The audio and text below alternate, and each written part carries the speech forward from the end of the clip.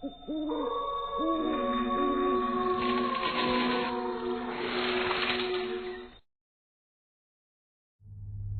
लड़का सीढ़ियों से खड़े होकर अपनी दादी को आवाज देता है और जब दादी पीछे मुड़कर देखती है तो वो देखती है कि उस लड़के के पीछे आत्मा खड़ी है जो उसको धक्का दे देती है और बेचारा बेकसूर वो लड़का सीढ़ियों से नीचे गिर जाता है और मौके पर ही उसकी मौत हो जाती है।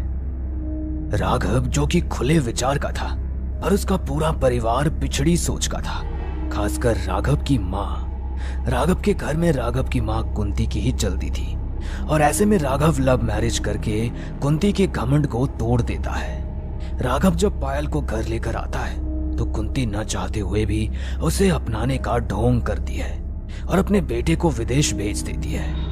राघव के विदेश जाते ही कुंती, सपना और सपना का पति तीनों मिलकर एक दिन पायल के बाल खींचते हुए उसे एक कमरे में ले जाते हैं और पायल का जेठ उसे बेल्ट से मारता है तो वहीं उसकी जेठानी उसे डंडे से। वो सब पायल को मिलकर इतना मारते हैं कि पायल की अधमरी हालत हो जाती है और फिर वो लोग मिलकर पायल को खींचते हुए छत पर ले जाते हैं और उसे छत से नीचे धक्का देने लगते हैं। पर उससे पहले पायल पूरे घर वालों को एक श्राप देती है। तुम सबने मिलकर मेरे साथ जो किया है, तुम सबको इसकी सजा मिलेगी।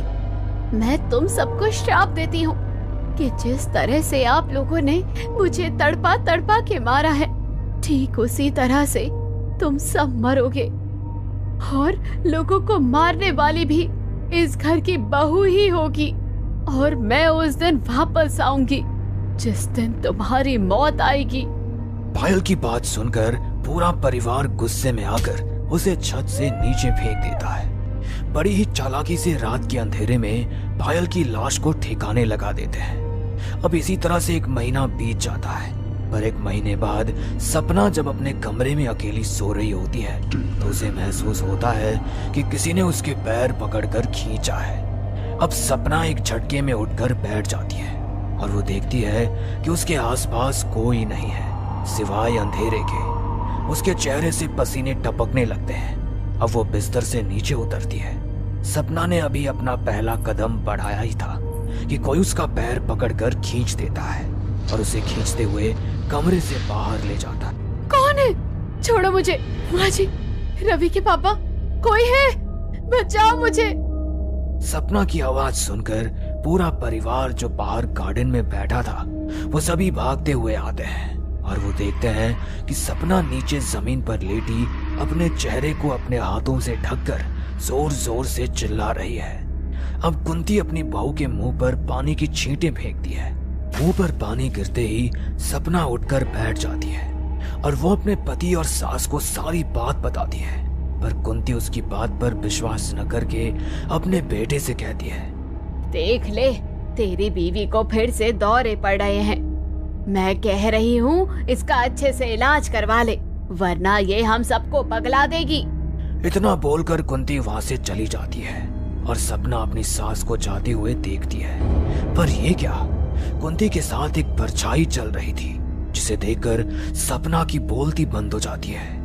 कुछ देर बाद सपना का पति उसे कमरे में ले जाता है और उसे आराम करने को कहता है। अब इसी तरह से अगली रात जब सपना का पति काम पर से घर आ रहा होता है तो अचानक से उसकी गाड़ी के सामने एक औरत आ जाती है और गाड़ी से उस औरत का एक्सीडेंट हो जाता है। सपना का पति थोड़ी आगे जाकर गाड़ी रोकता है और गाड़ी से उतरकर उस लाश को देखता है पर उसे वहां कोई नजर नहीं आता। तभी अचानक खंबे की लाइट बंद हो जाती है और तेज बारिश होने लगती है। ये क्या, बेमौसम बरसात, और वो जो औरत मेरी गाड़ी के सामने आई थी वो कहाँ गई? ये सब मेरे साथ क्या हो रहा है? अब सपना का पति गाड़ी में बैठकर गाड़ी स्टार्ट करता है पर गाड़ी नहीं चलती, जिस वजह से वो बारिश में भीगता हुआ घर की ओर भागता है। वो जैसे ही दरवाजे पर पहुंचता है दरवाजा अपने आप खुल जाता है और वो देखता है तो उसे ऐसा लगता है जैसे वो अपनी हवेली में नहीं किसी खंडर में आ गया हो। अब वो हवेली के अंदर जाता है तो उसके सर के ऊपर से कुछ चमगादड़ और कौवे उड़कर जाते हैं और सपना का पति आंख बंद करके नीचे बैठ जाता है। तभी वहां सपना आती है। सपना जैसे ही अपनी पति के कंधे पर हाथ रखती है, उसका पति जोर से चिल्लाता है। उसको इस तरह से चिल्लाता देख सपना भी डर जाती है। क्या हुआ आपको? आप इतना डरे क्यों हुए हैं? आपकी इस चीख से मैं भी डर गई। सपना, कुछ ठीक नहीं है। मुझे लगता है पायल का श्राप हमें लग चुका है। हमें इस हवेली को जल्द से जल्द खाली कर देनी चाहिए, वरना हम सब मारे जाएंगे। जो डरावना ख्वाब सपना ने देखा था वही उसके पति के चेहरे पर भी नजर आ रहा था। साथ ही साथ वो डर कुंती के भी चेहरे पर भी था, जिसके बाद अब वो लोग उस हवेली को खाली कर देते हैं और दूसरे घर में शिफ्ट हो जाते हैं। वो घर ज्यादा बड़ा तो नहीं था, पर उनके परिवार के लिए बेहतर था। अब इसी तरह से समय गुजरता है और देखते ही देखते 25 साल बीत जाते हैं। पर इन 25 साल में कुंती की आर्थिक स्थिति काफी खराब हो जाती है। तो वहीं दूसरी ओर रवि, जो 25 साल पहले 5 साल का था, वो अब 23 साल का हो चुका था। इसलिए कुंती उसके लिए एक ऐसी लड़की ढूंढती है जो अमीर घर से हो, जिससे रवि की शादी करने पर कुंती का फायदा हो। और आखिरकार कुंती को लड़की मिल ही जाती है, जिसका नाम परी था। परी अपने घर वालों की इकलौती बेटी थी। घर की सारी प्रॉपर्टी परी के नाम थी। और जब ये बात कुंती को पता चलती है तो वो बिना कोई देरी करे रवि की शादी परी से करवा देती है।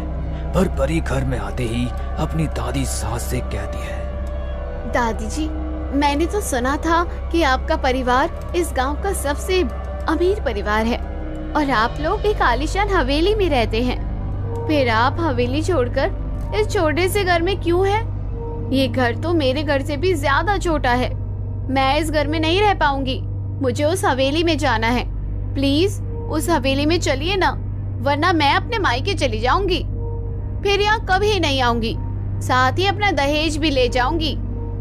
अरे परी बहू, रवि मेरा इकलौता पोता है, इसलिए जितना लाडला रवि है उससे ज्यादा मेरे लिए तू प्यारी है। तुझे हवेली जाना है ना, हम कल ही हवेली शिफ्ट हो जाएंगे।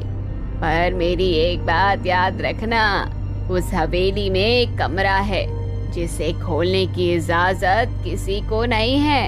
आज से कई साल पहले कुछ हादसे हुए थे, जिस वजह से पंडितों को बुलाकर बड़ी मुश्किल से मैंने उस कमरे को बंद कर दिया था। और बस यही वजह है कि हमने वो हवेली खाली कर दी। पर हम तेरे लिए उस हवेली में वापस जाएंगे, इसलिए तुझे भी हमारी ये छोटी सी बात माननी होगी। परी भी अपनी दादी सास की सारी बातें मान जाती है और अगली सुबह होते ही पूरा परिवार एक बार फिर से उस हवेली में जाता है। उस हवेली में जाते ही कुंती पुरानी बातें सोच रही होती है कि अचानक से कोई उसके कमरे का दरवाजा खटखटाता है और कुंती डर से सहम जाती है। कुंती दरवाजे की तरफ देखती है। कुंती जैसे जैसे दरवाजे की ओर बढ़ती है, आवाज तेज होने लगती है और अचानक से कुंती के कानों में किसी के पैर की आवाज आती है। कुंती की आंखों में डर साफ नजर आ रहा था कि तभी उसे किसी की हंसने की आवाज आती है।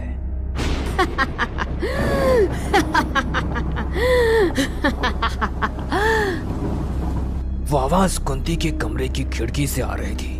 अब कुंती दरवाजा ना खोलकर खिड़की की तरफ जाती है और खिड़की से बाहर झांकने लगती है। कुंती खिड़की के बाहर झांकी रही होती है कि अचानक से खिड़की का दरवाजा बंद हो जाता है और खिड़की के दरवाजे से कुंती की सर पर चोट लग जाती है और कुंती अपना सर पकड़कर खड़ी हो जाती है कि तभी उसे दूर खड़ी पायल दिखाई देती है। पायल को देखकर कुंती की आंखें फटी की फटी रह जाती है और वो जल्दी से दरवाजे के पास भागती है, पर उसकी साड़ी का पल्लू खिड़की में फंस जाता है और उसकी सांसें अटक जाती हैं। अब कुंती डरती हुई पीछे की ओर देखती है, जहां वो देखती है उसकी साड़ी का पल्लू खिड़की में अटका है। अब जल्दी से कुंती अपना पल्लू निकालकर बाहर जाती है, जहां रवि और परी उसके सामने केक लाकर खड़े हैं। हैप्पी बर्थडे दादी जी। दादी जी क्या हुआ? आप इतनी डरी हुई क्यों हैं? आपने कोई भूत देख लिया क्या?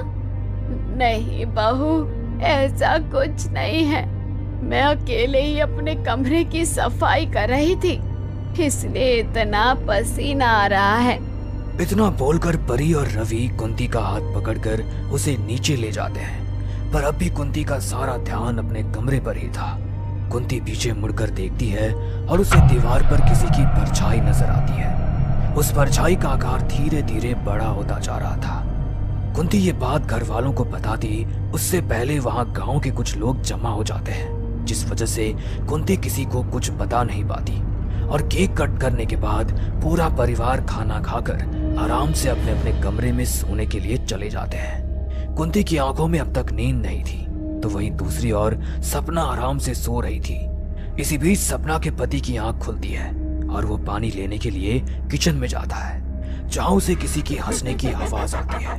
वो आवाज जानी पहचानी थी। सपना के पति के हाथ से बोतल छूट जाती है और वो डरते हुए पीछे की ओर देखता है, जहां वो किसी औरत को फर्श पर बैठकर रोता हुआ देखता है। उस औरत के सारे बाल आगे थे। उसने अपना सर अपने घुटनों पर रखा हुआ था और उसने अपने दोनों हाथ से अपने पैरों को पकड़ा हुआ था।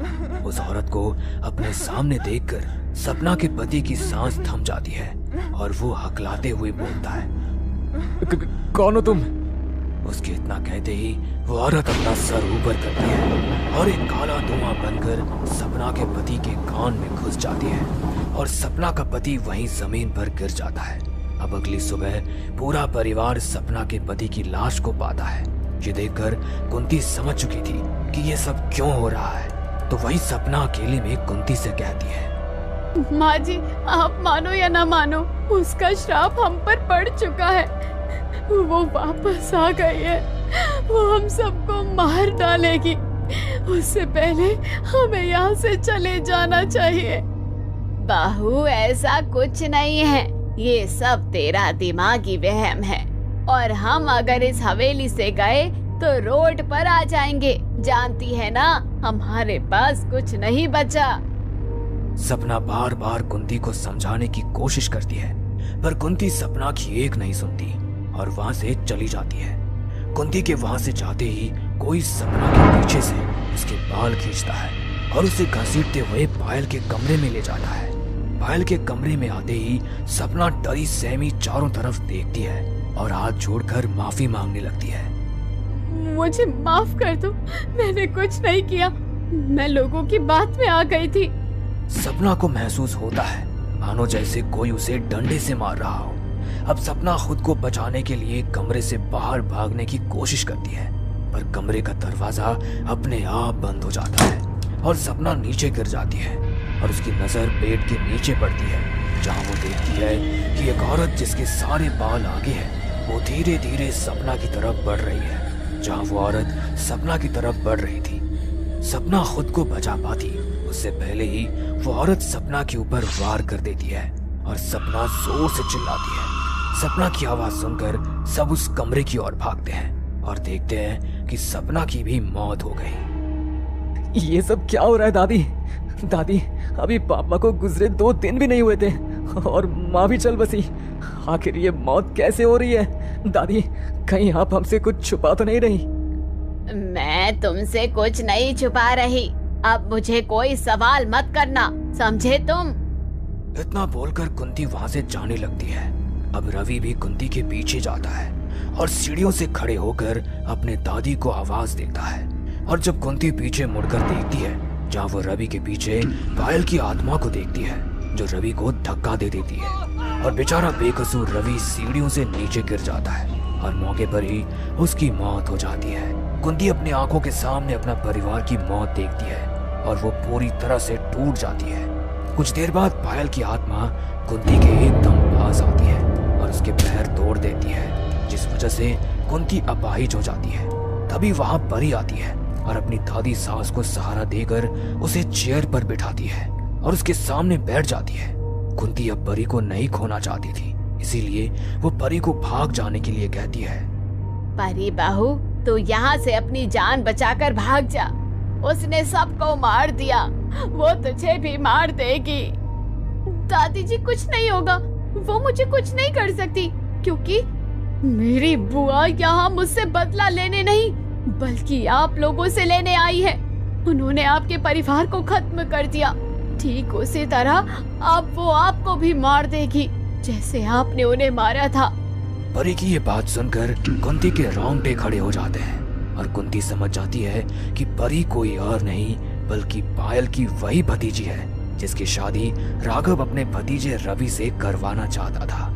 पायल कुंती को भी वही दर्दनाक मौत देती है जो उसने पायल को दी थी।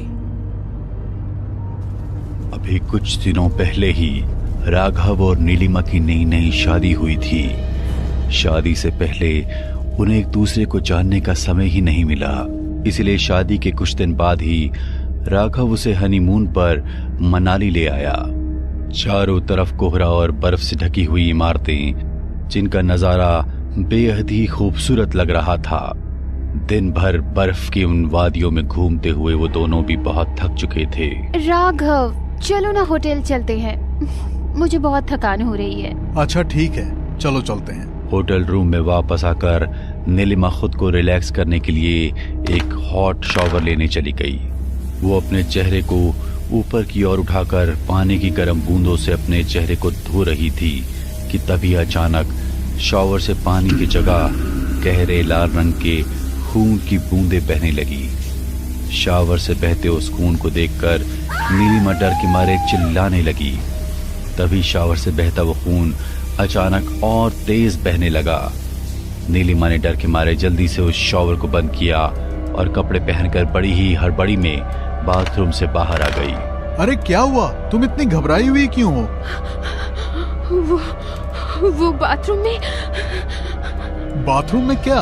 अरे हाँ, बाथरूम में तुम्हारे गाना गाने की आवाज आ रही थी। बहुत सुरीला गाती हो यार तुम। गाना गाना लेकिन मैंने तो कोई गाना गाया ही नहीं है। अरे मुझसे क्यों छुपा रही हो? खैर वो सब छोड़ो, जल्दी से तैयार हो जाओ, फिर मैं तुम्हें डिनर के लिए लेकर चलता हूँ। ये सब क्या हो रहा है मेरे साथ? मुझे कुछ भी समझ में क्यों नहीं आ रहा है। डिनर के लिए रेडी होने के लिए नीलिमा ने अपनी ग्रे कलर की साड़ी पहनी और शीशे के सामने बैठकर तैयार होने लगी। तभी शीशे में उसे अपने पीछे खड़ी एक काली परछाई दिखाई दी। उसकी दो भयानक आंखें बेहद बुरी तरह से उसे घूर रही थी। डर के मारे नीलिमा अचानक शीशे के सामने से उठी। तभी एक बहुत तेज आवाज के साथ वो शीशा टूटकर जमीन पर बिखर गया और उस शीशे का एक टुकड़ा नीलिमा की कलाई में घुस गया। ये सब देखकर राघव दौड़ता हुआ नीलिमा के पास आया और उसे बिस्तर पर बिठा दिया। अरे बाप रे बाप, ये कांच तो तुम्हारे कलाई में घुस गया। लाओ मैं इसे निकाल देता हूँ। राघव ने नीलिमा की कलाई से कांच निकालकर उसके हाथ पर बैंडेज किया और होटल के रूम की कंप्लेंट करके दूसरे रूम में शिफ्ट हो गया। वो दोनों ही एक नए जोड़े की तरह एक दूसरे से प्यार भरी बातें करने लगे। एक बात कहूँ तुमसे, तुम सच में बहुत सुंदर हो। अरे आप ऐसा मत कहिए, मुझे शर्म आ रही है। एक दूसरे से प्यार भरी बातें करते हुए वो दोनों कब सो गए कुछ पता ही नहीं चला। अगले दिन जब नीलिमा सोकर उठी तो खुद को उस कमरे में देखकर अचानक से चौंक कर उठ गई। राघव, हम इस रूम में कैसे आ गए? हम तो दूसरे रूम में थे ना। अरे भूल गई क्या? कल रात को उस रूम का शीशा टूट गया था, इसलिए मैंने रूम चेंज कर लिया था। क्या? अगर ऐसा हुआ था तो मुझे कुछ भी याद क्यों नहीं है? क्या मतलब? तुम्हें कुछ भी याद नहीं? क्या तुम्हें कल रात की कोई भी बात याद नहीं? हाँ, मुझे कुछ भी याद नहीं। बस मुझे सब पता है कि तुम ये सब भूलने का नाटक क्यों कर रही हो। वैसे जो भी हो, कल रात मेरे लिए बहुत खास थी। नीलिमा को राघव की कही हुई कोई भी बात समझ नहीं आ रही थी। वो अपने दिमाग पर जोर डालने के बावजूद भी कुछ भी याद नहीं कर पा रही थी। चलो जल्दी उठो, हमें घर के लिए निकलना है। गांव में माँ हमारा इंतजार कर रही है। राघव काफी लंबी ड्राइव करके नीलिमा के साथ अपने गांव रत्नापुर पहुंचा। वहां दरवाजे पर उसकी माँ आरती की थाली लिए उनके इंतजार में खड़ी थी। उन्होंने उन दोनों की आरती उतारी और अपनी बहू के सिर से एक नींबू को वार कर अपनी चौखट के बाहर रख दिया। लेकिन तभी उस नींबू का रंग अचानक से बिल्कुल लाल हो गया और वो एक भयानक विस्फोट के साथ फूट गया। उस नींबू से निकला लाल रंग नीलिमा के पूरे कपड़ों पर फैल गया। हे भगवान, ये हमारी नई वधू के साथ कैसा अपशगुन हो गया। बेटा, जरूर मेरी बहू पर किसी काले साए की नजर है। मैं अभी के अभी इसे तांत्रिक बाबा के पास लेकर जाती हूँ। अरे माँ, क्या तुम भी? एक नींबू ही तो था, इतना क्यों घबरा रही हो? और ये सब अंधविश्वास है, ऐसा कुछ नहीं होता। चलो नीलिमा, तुम मेरे साथ अंदर चलो। उस रात तो राघव अपनी माँ की बात को अनसुना कर नीलिमा को घर के अंदर ले गया, लेकिन उस रात के बाद नीलिमा की तबीयत बहुत ज्यादा बिगड़ गई। उसका पूरा शरीर किसी मुर्दा इंसान की तरह सफेद पड़ने लगा। उसे खून की उल्टियां होने लगी। समझ नहीं आ रहा इसे आखिर हो क्या गया है। इतने डॉक्टर से चेकअप करवाने के बाद भी इसकी सारी रिपोर्ट बिल्कुल नॉर्मल आ रही है, लेकिन वहीं इसकी हालत देखूं तो ये क्या हो रहा है इसके साथ? बेटा, मैं कह रही हूँ, बहू पर कोई ऊपरी साया है। इसे मेरे साथ तांत्रिक बाबा के पास लेकर चल। प्लीज अब आप फिर से शुरू मत हो जाओ माँ। मैं पहले ही इन बातों से बहुत पक चुका हूँ। आइंदा मेरे सामने किसी तांत्रिक का नाम मत लेना। मुझे 2 दिन के लिए बिजनेस मीटिंग में बेंगलोर जाना है, तो प्लीज तुम नीलिमा का ध्यान रखना। अगर अर्जेंट नहीं होता तो मैं नहीं जाता, और प्लीज मेरे पीछे कोई तांत्रिक वांत्रिक नहीं। राघव की माँ अच्छी तरह जानती थी कि उनकी बहू पर कोई बुरी शक्ति हावी है, इसलिए उन्होंने राघव के घर से जाते ही तांत्रिक बाबा को अपने घर बुलाया। बाबा, अब तो आप ही मेरी बहू को ठीक कर सकते हैं। जब से बेचारी यहाँ पर आई है, तब से इसकी हालत एक अधमरे इंसान जैसी हो गई है।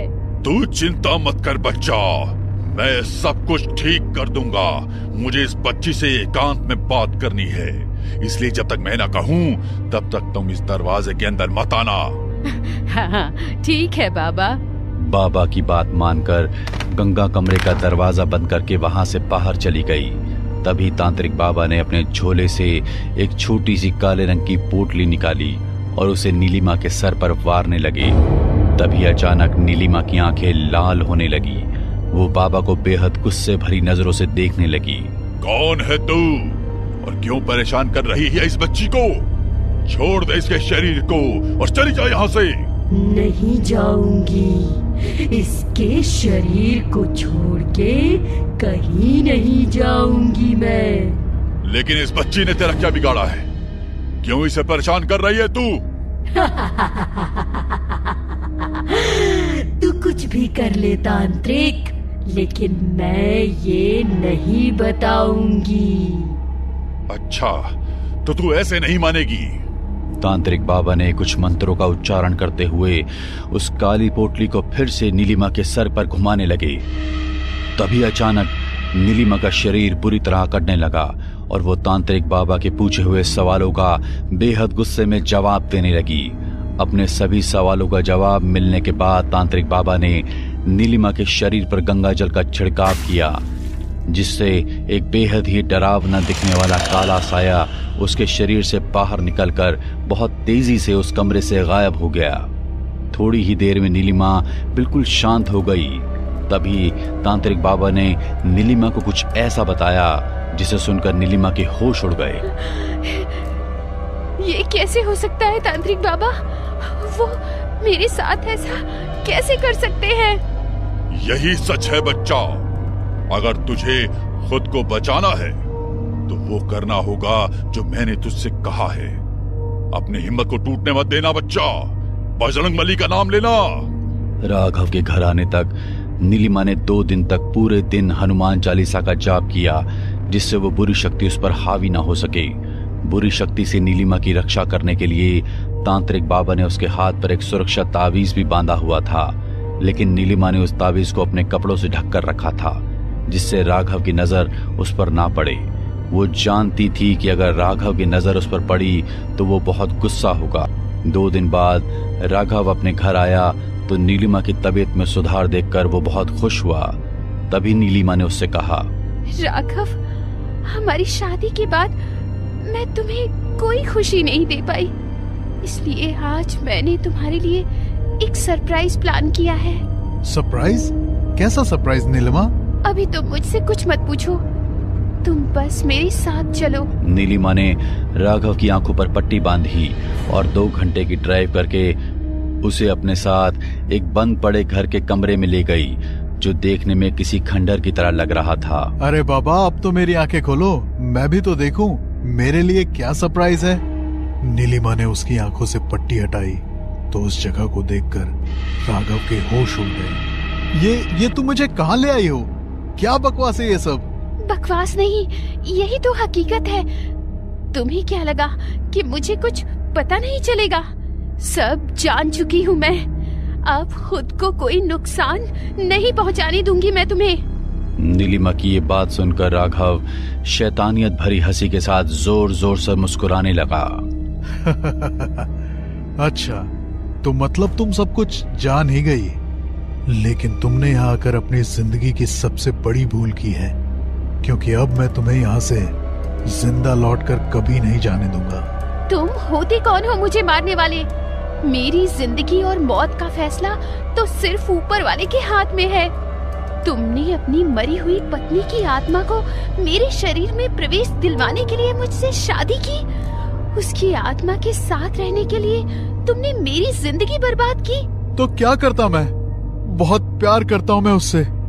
उस रात उस एक्सीडेंट में मैं तो बच गया, लेकिन मेरी गरिमा नहीं बच पाई। खो दिया मैंने उसे, लेकिन उसके बिना एक पल भी मैं चैन से नहीं जी पाया। यहीं पर आकर उसके मुर्दा शरीर को देखता था मैं हर रोज। यहीं पर संभाल कर रखा है मैंने मेरी गरिमा को। उसके शरीर का अंतिम संस्कार भी नहीं किया मैंने, क्योंकि मैं नहीं चाहता था कि वो मुक्त हो, और ना ही वो ऐसा चाहती थी। वो भी मेरे साथ रहना चाहती थी। तुम जो हर रोज सुबह कहती थी ना कि मुझे रात की कोई बात याद नहीं, वो भी इसीलिए क्योंकि हर रात मेरे साथ तुम नहीं, मेरी गरिमा होती थी। तुम पागल हो चुके हो। इतना सब करते हुए तुमने एक बार भी नहीं सोचा। मैं जानती हूँ कि आने वाली पूर्णिमा को मुझे मारकर तुम तांत्रिक क्रिया के जरिए उस आत्मा को हमेशा के लिए मेरे शरीर में प्रवेश करवाने वाले थे, लेकिन अब मैं ऐसा नहीं होने दूंगी। तभी उस औरत का साया नीलिमा के शरीर के बेहद करीब से बड़ी तेजी से गुजरता हुआ उसके सामने हवा में उड़ने लगा और बहुत ही डरावनी आवाजें निकाल कर नीलिमा की रूह को दहलाने लगा। अच्छा, तो अब बताओ कैसे रोकोगी मुझे? मैं रोकूंगा तुम्हें। तांत्रिक बाबा को अपने सामने देखकर राघव की रूह कांप गई। तांत्रिक बाबा ने नीलिमा को अपनी तरफ किया और उस कमरे के अंदर मंत्रों से अभिमंत्रित विभूति को छिड़क दिया। देखते ही देखते वो कमरा अग्नि की लपटों से भर गया, जिससे डरते हुए उस भयानक साये और राघव के जोरों से चीखने की आवाजें आने लगी। और वो साया काफी तेजी से घर में एक जगह से दूसरी जगह उड़ने लगा। तभी तांत्रिक बाबा नीलिमा को उस घर से बाहर ले आए और कुछ ही देर में वो पूरा घर जलकर धुआं धुआं हो गया। अगर तुमने हिम्मत ना दिखाई होती तो वो शैतान तुम्हारी जान ले लेता। उसकी पत्नी की आत्मा की मुक्ति के साथ उसकी मृत्यु भी जरूरी थी। अगर वो जिंदा बच जाता तो फिर से किसी और की जिंदगी के साथ ऐसा कुछ कर गुजरता। जाओ बेटी, आज से तुम मुक्त हो। इतना कहकर तांत्रिक फिर से शमशान की ओर चल पड़ा। शायद उसे फिर से किसी के बुलावे का इंतजार था। हमें पूरा यकीन है दोस्तों कि आप लोगों को ये कहानी जरूर पसंद आई होगी। अगर आपके साथ भी कुछ ऐसे अनकहे किस्से हो चुके हैं तो प्लीज हमारे साथ शेयर करें। हम जरूर अपने चैनल पर उनको दिखाएंगे। हमारी ईमेल आईडी नीचे डिस्क्रिप्शन बॉक्स में दी गई है, तो प्लीज हमारे वीडियो और चैनल को शेयर एंड सब्सक्राइब करें और बने रहे हमारे साथ ऐसे ही अनकहे किस्से और कहानियां सुनने के लिए।